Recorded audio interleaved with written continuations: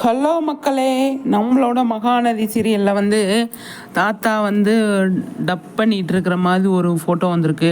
அதுக்கப்புறமா வந்துட்டு நம்ம ஸ்ரீனி இருக்கார் இல்லையா, அவர் வந்துட்டு என்ன பண்ணியிருக்காரு, ஒரு புது லொக்கேஷன்லேருந்து ஒரு செம்ம ஒரு இது விட்டுருக்காரு, ஒரு போஸ்ட் போட்டிருக்காரு.